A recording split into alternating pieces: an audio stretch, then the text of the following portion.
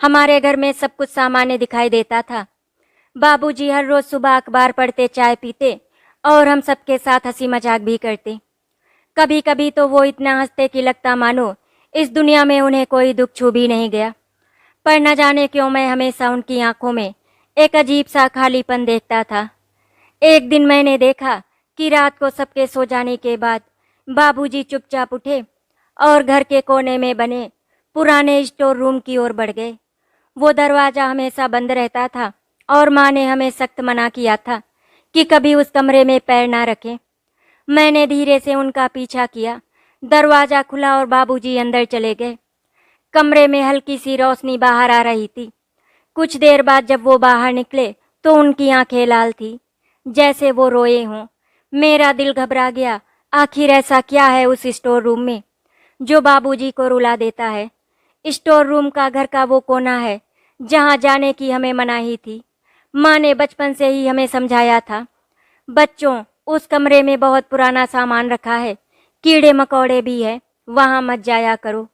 हम भी मान जाते, लेकिन अब जब मैंने अपनी आंखों से बाबूजी को उस कमरे में जाते देखा तो मन में अजीब सी हलचल मच गई। दूसरे दिन मैंने माँ से ऐसे पूछा, माँ, बाबूजी रात को स्टोर रूम क्यों जाते हैं? माँ अचानक चौंकी। उनकी आंखें पल भर के लिए डर से फैल गईं। क्या देखा तूने?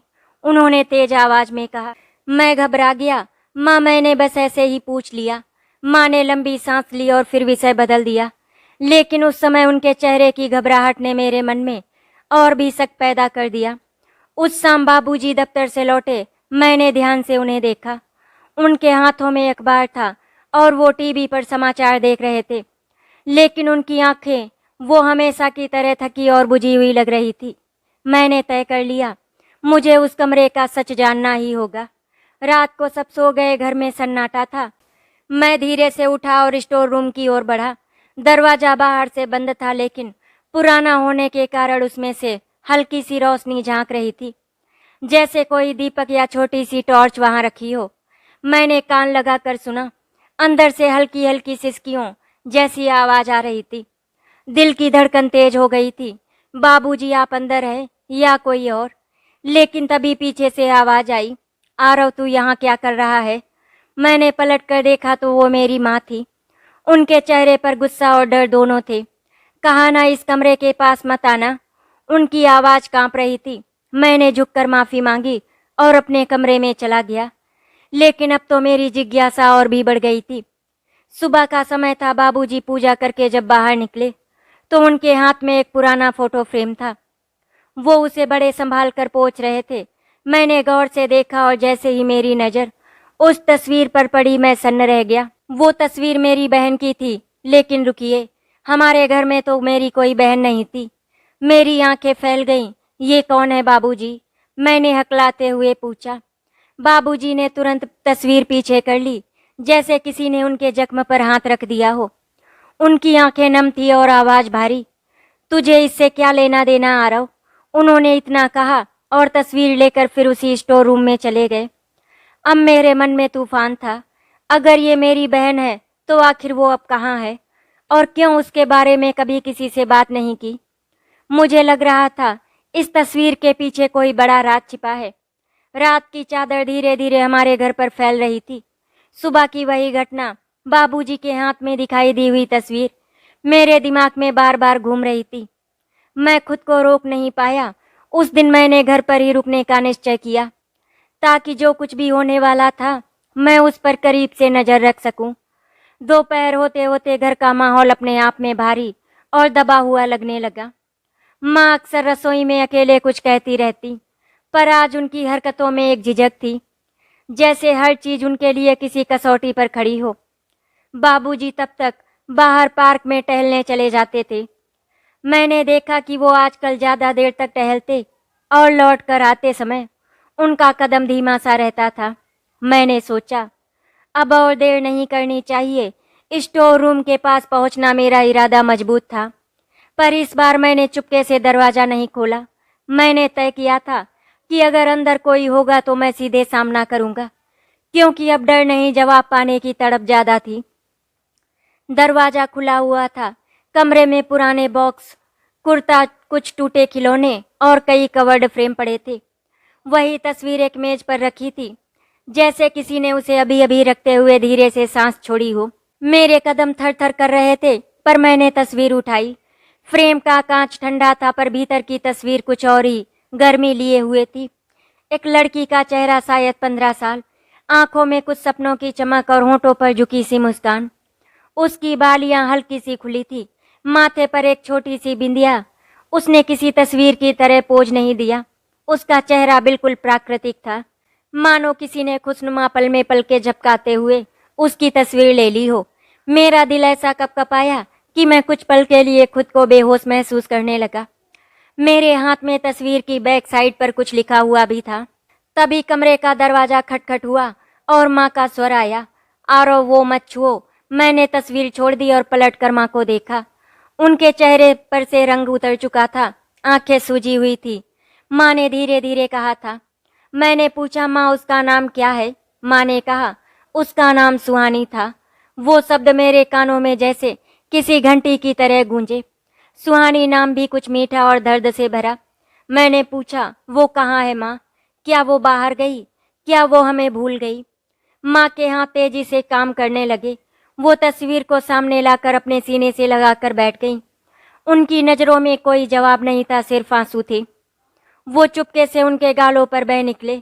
हमने बहुत कोशिश की, पर कुछ ऐसा हुआ कि उसे ढूंढना मुश्किल हो गया। उनकी आवाज टूट टूट कर आगे बढ़ी और रुक गई, जैसे किसी कड़वी याद ने उनके गले को बंद कर दिया। मैंने देखा था कि बैक साइड पर हल्का सा लिखा हुआ था, कोई तारीख, कुछ अक्षर। माँ ने हाथ आगे बढ़ाकर उसे छुपा लिया, पर मेरा मन जानने के लिए पागल हो गया।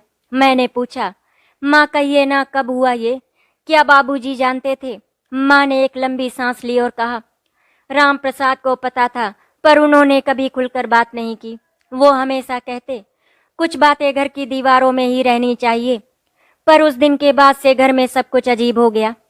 उस रात माँ और मैंने घंटों बातें नहीं की, पर शाम होते होते गांव से आ रहे कुछ रिश्तेदारों के शब्द मेरे कानों में गूंजे।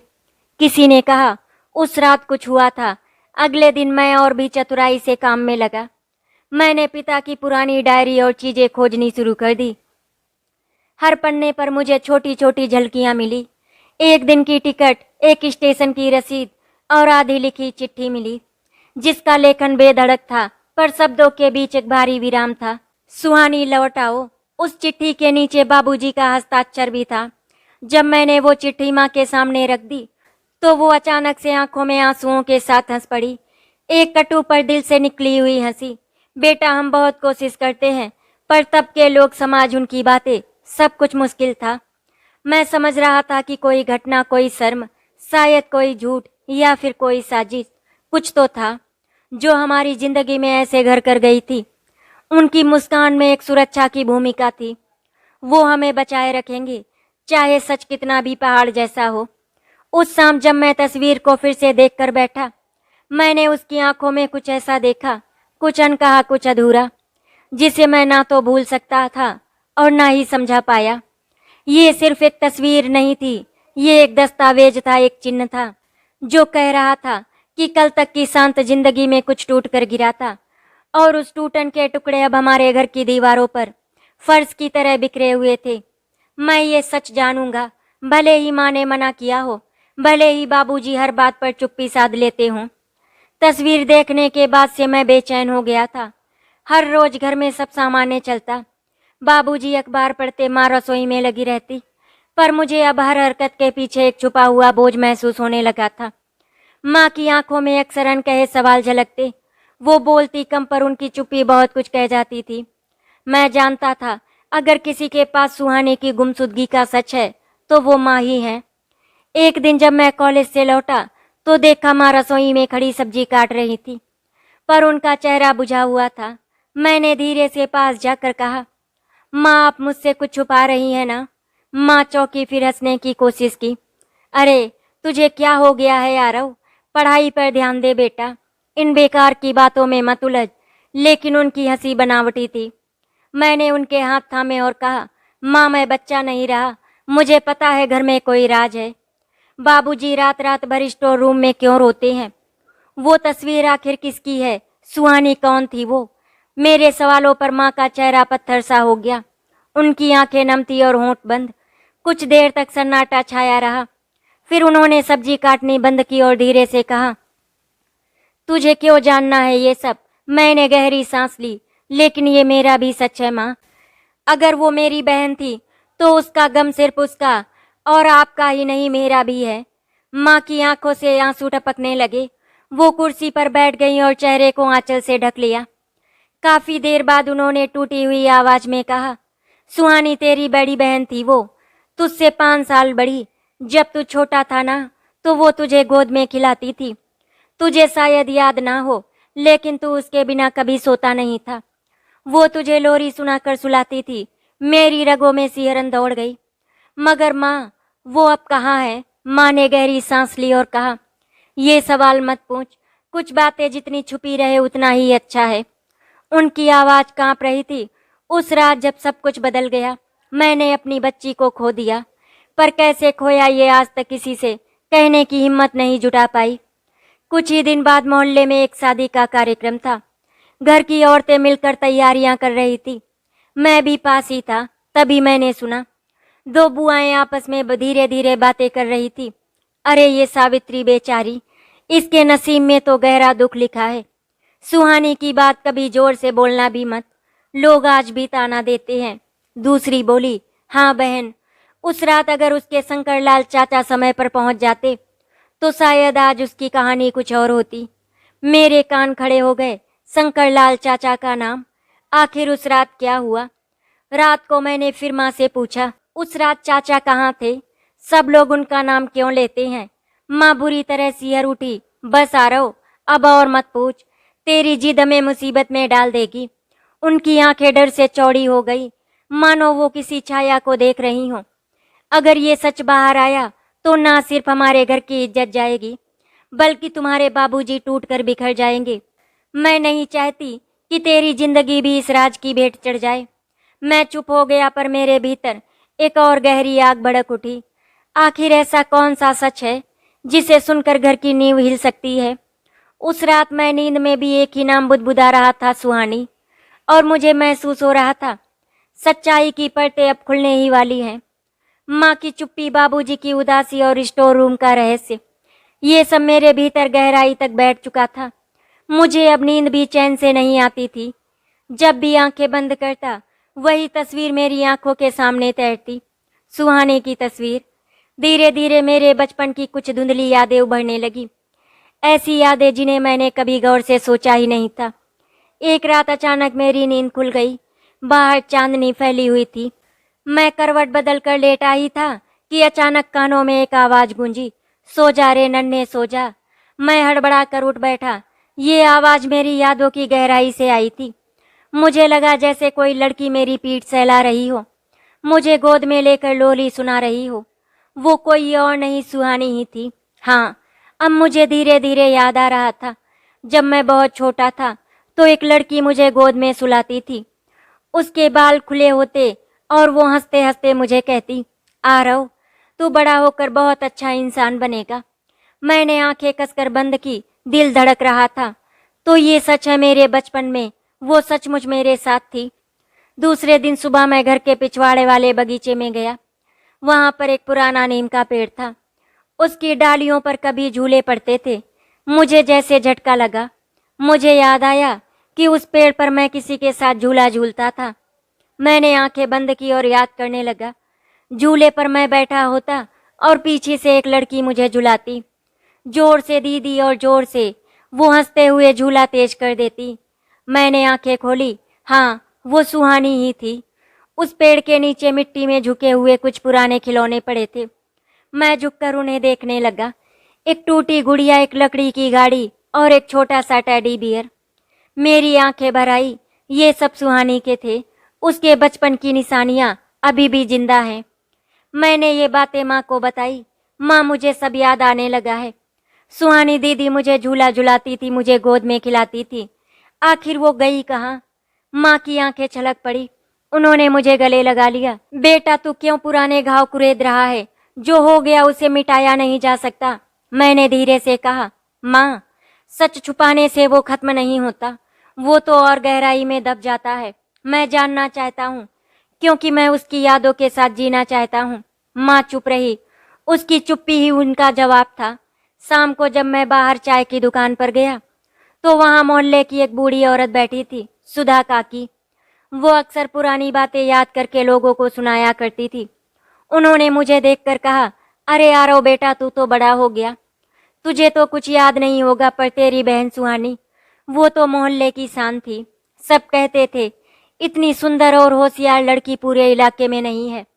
मैंने धड़कते दिल से पूछा, फिर काकी वो अचानक कहाँ गई? सुधा काकी ने इधर उधर देखा, फिर धीमी आवाज में बोली, बेटा, हम लोगों ने भी उस रात कुछ अजीब आवाजें सुनी थी। चीखे, रोना धोना और फिर सन्नाटा। सुबह देखा तो सुहानी कहीं नहीं थी। तुम्हारे बाबूजी का चेहरा मैंने पहली बार उस दिन इतना टूटा हुआ देखा था। मेरे पैरों तले जमीन खिसक गई। तो सच में कोई हादसा हुआ था उस रात। मैं घर लौटा तो देखा बाबूजी स्टोर रूम में बैठे थे। उनके हाथ में वही तस्वीर थी और वो बुदबुदा रहे थे, सुहानी मुझे माफ कर दे, मैं तेरी रक्षा नहीं कर सका। मैं ठिठक गया। तो बाबूजी खुद को दोषी मानते हैं। आखिर क्या हुआ था उस रात? उस रात मैं सो नहीं पाया। बचपन की यादें, माँ की चुप्पी, सुधा काकी की बातें और बाबूजी का अपराध बोध, सब मिलकर मेरे भीतर एक तूफान बन गए। मुझे अब यकीन हो चला था कि सुहानी की गुमशुदगी कोई साधारण बात नहीं थी। सुहानी की यादें अब मेरे दिल और दिमाग में गहरी होने लगी थी। हर रोज मैं उसके बारे में कुछ नया जान रहा था, लेकिन जवाबों से ज्यादा सवाल बढ़ते जा रहे थे। माँ चुप थी, बाबूजी टूटे हुए लगते थे और मोहल्ले वाले टाल मटोल कर देते। अब मुझे लगा कि सच्चाई की कुछ परतें रिश्तेदारों के पास होंगी। रविवार को हमारा घर रिश्तेदारों से भरा हुआ था। चाचा शंकर लाल भी आए हुए थे। बचपन से मैंने देखा था कि बाबूजी उनसे कम ही बातें करते। दोनों भाई एक साथ बैठते तो भी माहौल भारी हो जाता। उस दिन भी जब सब लोग खाना खा रहे थे, चाचा की नजर अचानक मुझ पर पड़ी। उन्होंने धीरे से कहा, आरव, बड़ा हो गया है तू, अब तो अपने घर की बातें समझने लगा होगा। उनकी आंखों में अजीब सी चमक थी। मैंने सीधे सीधे पूछ लिया, चाचा आप सच क्यों नहीं बताते? सुहानी दीदी के साथ क्या हुआ था? मेरे सवाल पर चाचा का चेहरा सफेद पड़ गया। वो कुछ पल चुप रहे, फिर हंसने लगे। अरे तुझे किसने ये सब कह दिया? बच्चा है अभी तू। लेकिन उनकी हंसी बनावटी थी। उनकी आंखों में डर साफ झलक रहा था। खाने के बाद बाबूजी और चाचा आंगन में बैठकर चाय पी रहे थे। मैंने देखा कि बाबूजी अचानक गुस्से में बोले, शंकर, मैंने तुझसे कहा था इस विषय पर कभी मुंह मत खोलना। अगर तूने कुछ कहा तो समझ ले रिश्तेदारी खत्म। चाचा का चेहरा तमतमा गया। उन्होंने भी धीरे से कहा, राम प्रसाद, तूने जो किया उसका बोझ सिर्फ तुझ पर नहीं है, पूरा परिवार झेल रहा है। सच को कब तक दबाए रखेगा? मैंने ये सब दरवाजे की ओर से सुना। दिल और जोर से धड़क रहा था। तो चाचा भी जानते हैं और शायद वो सच्चाई बाहर लाना चाहते हैं। इसी बीच मेरी बड़ी बुआ यानी बाबूजी की बहन मेरे पास आई। उन्होंने मुझसे अकेले में कहा, आरव बेटा, बहुत मत टटोल, कुछ बातें जितनी जल्दी भूल जाओ उतना अच्छा। सुहानी की कहानी हमारे खानदान पर धब्बा है। मैंने कांपते स्वर में पूछा, धब्बा? क्यों बुआ? वो तो मेरी बहन थी, उसमें धब्बा कैसा? बुआ की आंखें भर आई। उन्होंने मेरे कंधे पर हाथ रखा और कहा, तेरे बाबूजी अच्छे इंसान हैं, पर हालात ने उनसे गलती करवाई और वही गलती सुहानी की जिंदगी निगल गई। जब रिश्तेदार लौटने लगे तो मैंने सुना कि आंगन में दो चचेरे भाई आपस में बात कर रहे थे। एक ने कहा, याद है उस रात पुलिस भी आई थी? दूसरा बोला, हाँ, पर बाबूजी ने सब कुछ संभाल लिया, वरना आज हालात और खराब होते। मेरा दिमाग सुन्न हो गया। पुलिस? तो मामला इतना बड़ा था। आखिर ऐसा क्या हुआ था कि पुलिस तक को बुलाना पड़ा? उस रात मैं देख रहा था कि बाबूजी अकेले आंगन में बैठे आसमान की ओर देख रहे थे। उनके होंठ कांप रहे थे, वो कुछ बुदबुदा रहे थे। अगर उस रात मैंने सुना होता, अगर मैं दरवाजा खोल देता, तो मेरी बेटी आज जिंदा होती। मेरे कानों में ये शब्द हथौड़े की तरह गूंजे। तो बाबूजी ने ही उस रात दरवाजा नहीं खोला। क्यों? किससे डर रहे थे वो? अब मुझे पूरा यकीन हो गया था कि ये कोई साधारण हादसा नहीं था। सुहानी की गुमशुदगी के पीछे घर की दीवारों में कैद कोई भयानक सच छुपा हुआ था। सुहानी की तस्वीर, माँ की चुप्पी, रिश्तेदारों के इशारे और बाबूजी का अपराध बोध, ये सब मिलकर मेरे मन में एक ही सवाल छोड़ रहे थे, आखिर उस रात क्या हुआ था। अब तक सब बातें आधे अधूरे इशारों में थी, पर मुझे यकीन था कि कहीं न कहीं कोई ऐसा सबूत होगा जो सारा सच सामने ला देगा। एक रात मैंने ठान लिया कि अब इंतजार नहीं। सबके सो जाने के बाद मैं धीरे धीरे स्टोर रूम की ओर बढ़ा। दरवाजा पुराना था, थोड़ी ताकत लगाई तो चरमरा कर खुल गया। कमरे में धूल से भरे बक्से, पुरानी किताबें और कुछ कपड़े रखे थे। मैंने इधर उधर ढूंढना शुरू किया। तभी एक लकड़ी के संदूक में मुझे कुछ पुरानी फाइलें और कागज मिले। उनमें से एक डायरी थी, भूरे रंग के कवर पर सुहानी लिखा था। मेरा दिल जोर से धड़कने लगा। मैंने डायरी खोली। पहले पन्ने पर लिखा था, प्यारे भगवान, मुझे डर लगता है, कभी कभी लगता है कि कोई मेरा पीछा कर रहा है। दूसरे पन्ने पर लिखा था, कल रात जब सब सो गए थे मैंने खिड़की से देखा, कोई आंगन में खड़ा था। अंधेरे में चेहरा नहीं दिखा, पर उसकी नजरें मुझे डरा गई। मैं कांप उठा। तो सुहानी को पहले से ही किसी का डर था, किसी ने उसका पीछा किया था। आगे लिखा था, मैंने बाबूजी को बताना चाहा, लेकिन माँ ने मना कर दिया। वो बोली, लड़की होकर ऐसे इल्जाम मत लगा, लोग क्या कहेंगे। मैं चुप रह गई, पर अब डर भी साथ है। मेरे हाथ कांप रहे थे तो माँ को भी पता था। उन्होंने उसे चुप क्यों कराया। डायरी का आखिरी पन्ना, मेरी रूह हिला गया। उसमें लिखा था, आज फिर वही परछाई मेरे कमरे के बाहर थी। मैंने दरवाजा बंद कर दिया, पर मुझे यकीन है कि वो लौटेगा। शायद आज ही कुछ होगा। अगर मेरे साथ कुछ गलत हो जाए तो जान लेना, मैं अकेली नहीं थी, और कोई भी था यहाँ। ये पढ़कर मेरी सांस अटक गई। यानी उस रात सचमुच कुछ हुआ था, और वो कोई हादसा नहीं बल्कि किसी की साजिश थी। सुबह मैंने माँ को डायरी दिखाई। वो देखते ही कांप गई। तूने ये कहाँ से पाई? स्टोर रूम से माँ। ये सब सच है ना? सुहानी के साथ कोई साजिश हुई थी? माँ की आंखों से आंसू झरने लगे। हाँ बेटा, सब सच है। उस रात मेरी बच्ची चीख रही थी, दरवाजा पीट रही थी, पर उनकी आवाज रुक गई। पर बाबूजी ने दरवाजा क्यों नहीं खोला? मैंने जोर देकर पूछा। माँ चुप थी। उनकी आंखें बता रही थी कि असली सच वो नहीं कह पा रही थी। शाम को मैंने बाबूजी को देखा। वो अकेले बैठकर उसी तस्वीर को ताक रहे थे। मैंने हिम्मत जुटाकर कहा, बाबूजी, आपने उस रात दरवाजा क्यों नहीं खोला? सुहानी मदद मांग रही थी ना? बाबूजी का चेहरा पीला पड़ गया। उनकी आंखों से आंसू छलक पड़े। उन्होंने फटी आवाज में कहा, आरव, तू सच जानना चाहता है तो सुन। उस रात सुहानी अकेली नहीं थी, उसके कमरे में कोई और भी था। मेरी रूह कांप गई। तो सचमुच सुहानी किसी की साजिश का शिकार हुई थी। अब परतें खुलने लगी थी। डायरी, माँ की चुप्पी और बाबूजी की बातों ने साफ कर दिया था कि सुहानी की गुमशुदगी कोई साधारण घटना नहीं, बल्कि एक सोची समझी चाल थी। सुहानी की डायरी और बाबूजी के टूटे हुए शब्दों ने मेरा दिल दहला दिया। अब साफ हो गया था कि उस रात सुहानी के कमरे में कोई और भी था, पर सवाल अभी भी यही था कि आखिर कौन था वो, और बाबूजी ने दरवाजा खोलने की बजाय क्यों अपनी बेटी को अकेला छोड़ दिया। इसका जवाब मुझे समाज और लोगों की यादों से मिलना शुरू हुआ। मैं चाय की दुकान पर गया। वहाँ कुछ बुजुर्ग बैठे थे। मैंने ध्यान से सुना। वो धीरे धीरे बातें कर रहे थे। एक बोला, राम प्रसाद बहुत नेक इंसान है, पर सुहानी की घटना ने उसकी कमर तोड़ दी। दूसरा बोला, अरे उस रात अगर उसने दरवाजा खोल दिया होता तो घर की इज्जत मिट्टी में मिल जाती। कौन बाप अपनी बेटी को ऐसे हाल में सबके सामने लाता? मैं भीतर तक कांप गया। तो बाबूजी ने इज्जत के डर से अपनी बेटी की मदद नहीं की। कुछ दिन बाद शादी में मैं अपनी मौसी के घर गया। वहाँ दो दूर के रिश्तेदार आपस में बात कर रहे थे। सुहानी मासूम थी, पर उसकी बदनामी कर दी गई। हाँ, लोग तो यही कहते रहे कि लड़की बिगड़ गई थी। असलियत किसे पता? मैंने तुरंत टोका, ऐसी बातें क्यों करते हो? वो मेरी बहन थी। सुहानी पर झूठा इल्जाम किसने लगाया? दोनों रिश्तेदार चुप हो गए। एक ने बस इतना कहा, बेटा, समाज कभी सच नहीं देखता, उसे बस आरोप चाहिए। उस रात जिसने भी देखा उसने यही समझा कि सुहानी ने घर की मर्यादा तोड़ी है। मैंने घर जाकर माँ से सब कहा। माँ रो पड़ी। हाँ बेटा, उस रात सुहानी के कमरे में कोई घुस गया था। वो मदद के लिए चीखी, लेकिन बाहर खड़े लोग उसे ताने दे रहे थे। देखो, राम प्रसाद की बेटी बदचलन निकली। तेरे बाबूजी ने दरवाजा खोला ही नहीं, वो डर गए कि कहीं लोग सच झूठ का फैसला किए बिना ही हमारी इज्जत ना उछाल दे। मैंने कांपते हुए पूछा, तो माँ फिर सुहानी का क्या हुआ? माँ का चेहरा पत्थर सा हो गया। सुबह जब दरवाजा तोड़ा गया तो वो वहां नहीं थी, बस उनका दुपट्टा और टूटी हुई चूड़ियां पड़ी थी। मेरे रोंगटे खड़े हो गए। यानी सुहानी को या तो किसी ने उठा लिया या वो खुद कहीं चली गई। उस रात बाबूजी बरामदे में बैठे थे। मैंने पास जाकर कहा, बाबूजी आपने दरवाजा क्यों नहीं खोला?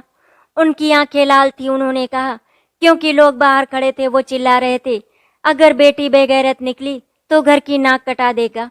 मैं डर गया और मैंने बेटी की चीखें सुनकर भी दरवाजा नहीं खोला। आरव में जिंदा लाश बन गया उस दिन। उसके आंसू मेरी आत्मा को चीर गए। बाबूजी ने समाज के डर से अपनी बेटी को खो दिया। धीरे धीरे मुझे सच समझ आया, सुहानी ने कोई गलत काम नहीं किया था। वो किसी गुनाह की दोषी नहीं थी। गुनाह किया था उस परछाई ने जिसने उसकी इज्जत पर हमला किया। गुनाह किया था उस समाज ने जिसने उसकी चीखें सुनी लेकिन मदद नहीं की। और सबसे बड़ा गुनाह किया था मेरे बाबूजी ने, जिन्होंने बेटी की जगह समाज की इज्जत चुनी। उस रात मैं नींद में भी सुहानी की आवाज सुन रहा था, आरव सच्चाई ढूंढो और मुझे न्याय दिलाओ। सुहानी की चीखें, माँ के आंसू और समाज की जहरीली बातें। अब मेरा मन बार बार बाबूजी की ओर खिंच रहा था, क्योंकि असली गवाही सिर्फ उन्हीं के पास थी। वही बता सकते थे कि उस रात किसने हमारी जिंदगी तबाह की। रात के सन्नाटे में मैंने देखा, बाबूजी आंगन में बैठे आसमान को ताक रहे थे। उनके होंठ कांप रहे थे। मैं पास गया और धीरे से बोला, बाबूजी आप सच क्यों छुपाते हैं? अगर आप उस रात का सच नहीं कहेंगे तो ये बोझ हम सबको मार देगा। बाबूजी की आंखों से आंसू बह निकले। उन्होंने कांपते स्वर में कहा, आरव तूने सही कहा, ये बोझ मुझे रोज रोज मार रहा है। अब शायद मेरे पास वक्त भी कम है, इसीलिए तुझे सब सच बताना ही होगा। बाबूजी की आवाज भारी हो गई। उस रात मैं कमरे में था। अचानक सुहानी की चीखें सुनाई दी। मैं दौड़ कर गया तो देखा उसका कमरा अंदर से बंद था। दरवाजे के बाहर भीड़ जमा हो गई थी। पड़ोसी रिश्तेदार सब चिल्ला रहे थे, राम प्रसाद तेरी बेटी बिगड़ गई, किसी के साथ कमरे में बंद है। मैंने दरवाजे पर हाथ रखा पर भीड़ की बातें सुनकर मेरे हाथ ठिठक गए। आरव मैं बाप होकर भी डर गया। मैंने दरवाजा नहीं खोला। उनकी आवाज फट गई। अंदर से सुहानी रो रो कर कह रही थी, पापा दरवाजा खोलो, मेरी मदद करो, कोई मुझे नुकसान पहुंचाएगा। लेकिन मैंने अपने कान बंद कर लिए। मैंने सोचा, अगर मैंने दरवाजा खोला तो लोग मुझे समाज से काट देंगे, मेरी इज्जत चली जाएगी। और उसी वक्त मेरी बेटी खो गई। बाबूजी दोनों हाथों से सिर पकड़कर रोने लगे। सुहानी की चीखें आज भी मेरे कानों में गूंजती हैं। हर रोज मैं मरता हूँ, हर रोज मैं सोचता हूँ, काश उस रात समाज की परवाह ना करके अपनी बेटी को बचा लेता। मैंने कांपती आवाज में पूछा, लेकिन बाबूजी उस रात कमरे में था कौन? आखिर वो परछाई किसकी थी? बाबूजी ने आंखें पोंछी। उनका चेहरा दर्द से जकड़ा हुआ था। उन्होंने धीमी आवाज में कहा, वो हमारे अपने ही थे बेटा। मैं सन्न रह गया। अपने मतलब? बाबूजी ने कांपते हुए कहा, वो शंकर था तेरा चाचा। मेरी रगों में खून जैसे जम गया। चाचा? वो मेरे सामने हमेशा मुस्कुराते थे। क्या वही उस रात सुहानी के कमरे में था? मैं दौड़कर माँ के पास गया। माँ क्या सच में चाचा? माँ की आंखें भर आई। उन्होंने सिर झुका लिया। हाँ बेटा, वो सच है। उस रात शंकर ने हमारी इज्जत पर वार किया। सुहानी ने लड़ाई की चीखें मारी, पर तेरे बाबूजी समाज के डर से दरवाजा खोल ना सके। और जब सुबह दरवाजा टूटा तो सुहानी गायब थी। शायद वो खुद भाग गई या उसे उठा लिया गया, कोई नहीं जानता। मेरे पैरों तले से जमीन खिसक गई।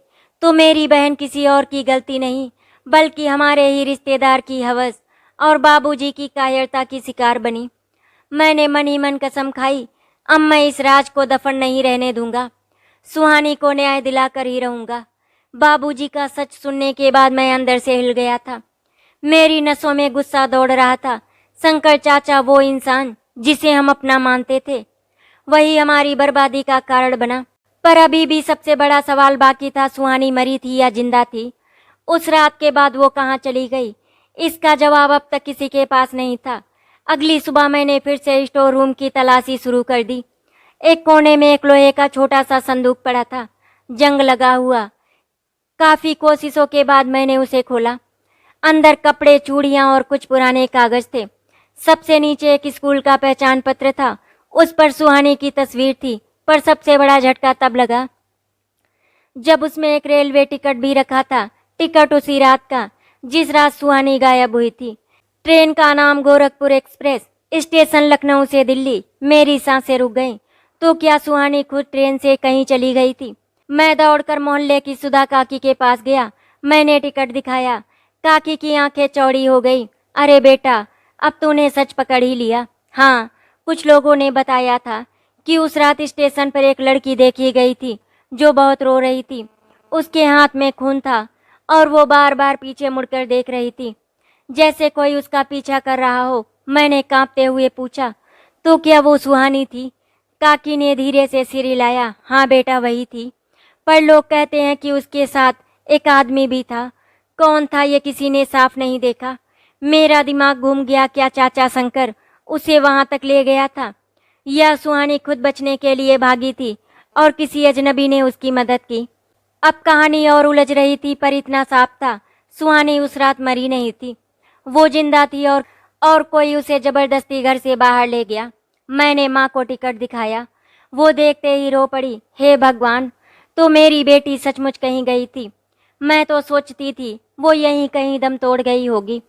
फिर उन्होंने धीरे से कहा, बेटा मुझे आज भी याद है, जब हम सुबह कमरे में घुसे थे तो खिड़की खुली हुई थी और उस खिड़की के पास मिट्टी पर पैरों के निशान थे, एक छोटे पांव और एक बड़े जूते के। मैंने बाबूजी को कहा भी था, पर उन्होंने सब मिटवा दिया। उन्हें डर था कि पुलिस पूछताछ करेगी और घर की बदनामी होगी। मेरी आंखों में आंसू आ गए। यानी बाबूजी ने सच को दबाया और शायद उसी वजह से सुहानी आज तक लापता है। रात को मैंने बाबूजी का सामना किया। बाबूजी, ये टिकट देखिए, इसका मतलब सुहानी जिंदा थी। फिर आपने पुलिस को क्यों नहीं बताया? बाबूजी फूट फूट कर रोने लगे। क्योंकि मैं कायर था।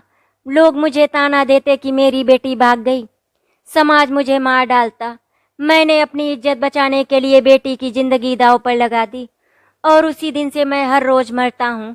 उनके आंसू मेरे दिल को चीर रहे थे, लेकिन अब मुझे समझ आ चुका था, सच को दबाना ही सुहानी की गुमशुदगी की असली वजह थी। उस रात मैंने आकाश की ओर देखा और मन ही मन कहा, दीदी अगर आप कहीं जिंदा हैं तो मैं आपको ढूंढ निकालूंगा, और अगर आप इस दुनिया में नहीं हैं तो आपके साथ हुए अन्याय का बदला जरूर लूंगा। सुहानी की गुमशुदगी का सच अब धीरे धीरे साफ हो रहा था। टिकट, पैरों के निशान और बाबूजी का अपराध बोध, सब ये बता रहे थे कि वो रात उसकी मौत की नहीं बल्कि उसकी जिंदगी के मोड़ की रात थी। अब सवाल यही था, क्या सुहानी जिंदा है? अगर हाँ तो कहाँ? एक सुबह डाकिया आया। उसके हाथ में एक पुराना लिफाफा था जिस पर धूल जमी हुई थी। उसने कहा, राम प्रसाद जी, ये खत आपके नाम है, किसी ने दिल्ली से भेजा है। बाबूजी ने कांपते हाथों से खत खोला। जैसे ही उन्होंने पढ़ा, उनकी आंखों से आंसू बह निकले। उन्होंने मुझे लिफाफा थमा दिया। पढ़ ले आरो, अब तुझे सब जानना ही होगा। खत पर साफ लिखा था, मेरे प्यारे पापा, मैं जिंदा हूँ। उस रात मुझे घर से बाहर ले जाया गया। मैंने ट्रेन पकड़ी और दिल्ली आ गई। मैं आज भी आप सबको याद करती हूँ, पर आपके डर और समाज के तानों ने मुझे घर से दूर कर दिया। अब मैं लौटना चाहती हूँ, पर हिम्मत नहीं जुटा पाती। आपकी बेटी सुहानी। माँ ने खत पढ़ा और फूट फूट कर रो पड़ी। हे भगवान, मेरी बच्ची जिंदा है।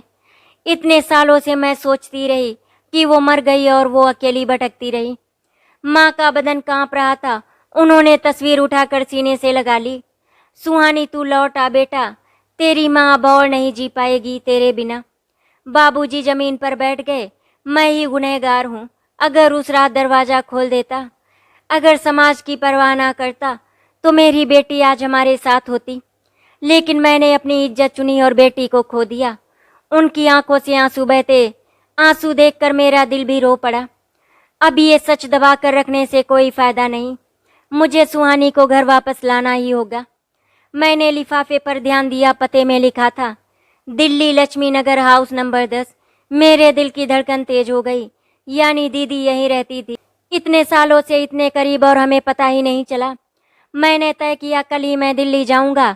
अगले ही दिन मैं दिल्ली पहुंचा। पता ढूंढते ढूंढते शाम हो गई। आखिरकार मैं उस मकान के सामने खड़ा था। दिल धड़क रहा था, क्या सच में दीदी यही है? क्या इतने सालों बाद उनसे मिल पाऊंगा? मैंने दरवाजा खटखटाया। अंदर से एक महिला बाहर आई। चेहरे पर था कांति, पर आंखों में वही चमक, वही मासूमियत जो तस्वीर में थी। मेरे होठ कांप गए। सुहानी दीदी, वो ठिठक गई।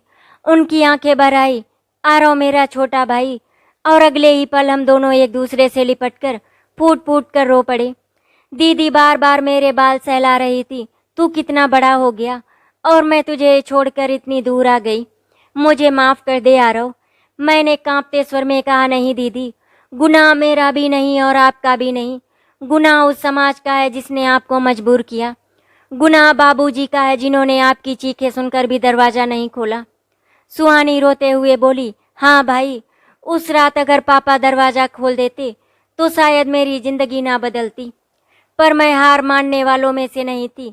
मैं बचकर भाग निकली और फिर अपनी नई जिंदगी बनाने लगी। उस पल आंसुओं का दरिया बह रहा था। सालों का दर्द जैसे एक ही गले मिलने से निकल गया। अब मेरे सामने सिर्फ एक सवाल था, क्या सुहानी अब हमारे साथ घर लौटेगी? सुहानी दीदी को देखकर मेरा दिल भर आया था। मैंने धीरे से उनका हाथ थामा और कहा, दीदी अब चलो, घर वापस चलो। माँ हर रोज तुम्हारे लिए रोती है। बाबूजी अपराध बोध में जी रहे हैं। अब हमें और टूटने मत दो। सुहानी की आंखों से आंसू झरते रहे। उन्होंने सिर हिलाया। हाँ आरव, अब वक्त है कि मैं वापस जाऊं। मुझे भी अपने माँ पापा से गले लगना है। जब मैं सुहानी को लेकर घर पहुंचा तो माँ दरवाजे पर ही खड़ी थी, जैसे उन्हें आभास हो गया हो। जैसे ही उनकी नज़र सुहानी पर पड़ी, वो चीख पड़ी, मेरी बच्ची, मेरी सुहानी। माँ दौड़कर उन्हें गले लगा ली। सालों का इंतजार, सालों का दर्द एक ही पल में आंसुओं की बाढ़ बनकर बह निकला। बाबूजी भी दरवाजे पर आ गए। उनकी आंखें सुहानी पर टिक गईं। वो कांपते हुए बोले, सुहानी मेरी बेटी, मैं तेरा काबिल पिता नहीं हूँ। मैंने तुझे धोखा दिया। मैंने तेरा सान नहीं दिया। सुहानी आगे बढ़ी और बाबूजी के गले लग गई। नहीं बाबूजी, गुनाह आपका नहीं, उस समाज का था। आप भी मजबूर थे, लेकिन अब सब खत्म हो गया। अब हम सब साथ हैं। बाबूजी जोर जोर से रोने लगे। बेटा मुझे माफ कर दे, मैं हर रोज मरता था। आज तू लौट आई तो मुझे जीवन दान मिल गया। सुहानी ने उनके आंसू पोंछे। पापा, अब हम अतीत की परछाइयों में नहीं, भविष्य की रोशनी में जिएंगे। खबर पूरे मोहल्ले में फैल गई। लोग बातें बनाने लगे, अरे सुहानी तो जिंदा है, इतने साल बाद लौट आई। पर इस बार बाबूजी ने सबके सामने सीना तान कर कहा, हाँ, मेरी बेटी लौट आई है और जो भी उसके खिलाफ बोलेगा उसे मुझसे जवाब मिलेगा। अब मैं समाज से नहीं डरूंगा। उनकी आवाज में वो हिम्मत थी जो उस रात नहीं थी, वो हिम्मत जिसने परिवार को नया जीवन दे दिया। सुहानी घर लौट आई। स्टोर रूम की धूल भरी तस्वीर अब कमरे की दीवार पर टंगी थी, लेकिन अब दर्द की नहीं, जीत की निशानी बनकर। माँ हर सुबह पूजा में सुहानी की लंबी उम्र की दुआ करती। बाबूजी अब मुस्कुराते तो सचमुच मुस्कुराते, कोई दिखावा नहीं। और मैं गर्व से कह सकता था, मेरी बहन मेरे साथ है। सुहानी की कहानी अब सिर्फ हमारे घर की नहीं रही, ये हर उस घर के लिए संदेश बन गई जहाँ लोग समाज की इज्जत के नाम पर अपनी बेटियों की चीखें दबा देते हैं। सुहानी ने सबको सिखाया, इज्जत सच में वही है जहाँ बेटी सुरक्षित हो। समाज के ताने बेईमानी है। उस दिन की सुबह अलग थी। सूरज की पहली किरण जब घर की चौखट पर पड़ी तो लगा जैसे भगवान खुद कह रहे हों, अब इस परिवार का अंधेरा मिट चुका है। अब शुरू हो रही है सम्मान और सच्चाई की नई सुबह। इसी तरह एक हफ्ता गुजर गया। एक दिन पता चला कि उसके चाचा का एक्सीडेंट हो गया और वो इस दुनिया को छोड़कर चले गए। कहते हैं, जो इंसान जैसा कर्म करता है उसको वैसा ही फल मिलता है। चाचा के कर्मों की सजा उनको भगवान ने दे दी। आशा करती हूँ आपको हमारी कहानी अच्छी लगी होगी। अगर आपको हमारी कहानी अच्छी लगी तो वीडियो को लाइक एंड शेयर करें, चैनल को सब्सक्राइब करें। वीडियो देखने के लिए आपका धन्यवाद।